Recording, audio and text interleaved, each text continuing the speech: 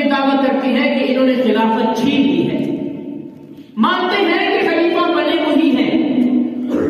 اب ان کا دعویٰ یہ ہے کہ انہوں نے خلافت چھین لی ہے، اب جیسے بھی ہوا بنے تو حضرت ابوبکر صدیق رضی اللہ تعالیٰ عنہ ہے۔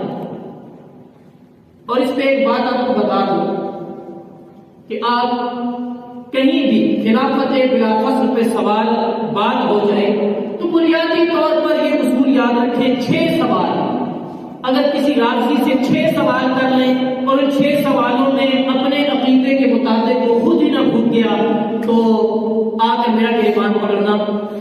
سب سے پہلا سوال جب بھی خلافت بلا فصل کی بات ہو، آپ یہ کہیں بھائی حضرت ابوبکر صدیق خلیفہ بنے، اس کو آپ بھی مانتے ہو، ہم بھی مانتے ہیں،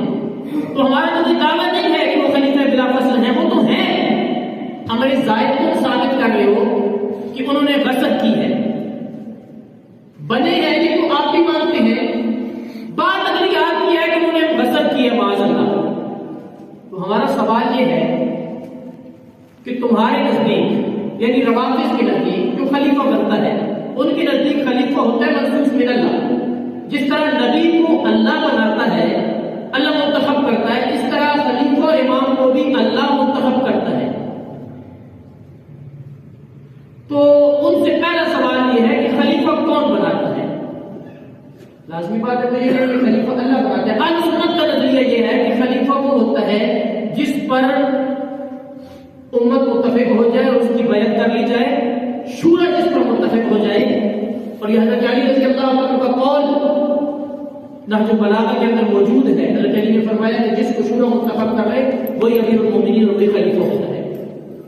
لیکن ان کے نزدیک خلیفہ ڈائریکٹ اللہ بناتا ہے، اللہ تعالیٰ منتخب کرتا ہے، جس طرح نبی کے پاس وحی آتی ہے کہ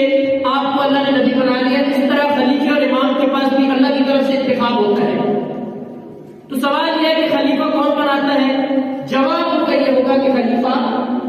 تھوڑا سا آپ اگر میرے ساتھ بولتے جائیں تو اس کو تقریر نہ سمجھیں کہ مولوی اور میں اگرچہ ممبر میں بیٹھ گیا ہوں، لیکن تھوڑا سا آپ بولتے جائیں، اس کو ایک درس قرآن ہی سمجھیں اور درس کی کلاس ہی سمجھیں، تو تھوڑا سا میرے ساتھ بولتے جائیں، مجھے بھی آسانی ہوگی کہ آپ تک میری بات پہنچے۔ سب سے پہلی بات کہ خلیفہ کون بناتا ہے، ان کا جواب ہوگا کہ اللہ بناتا ہے۔ یہ بات آپ نے لکھ لینی ہے یا اپنے پاس نوٹ کر لینی ہے۔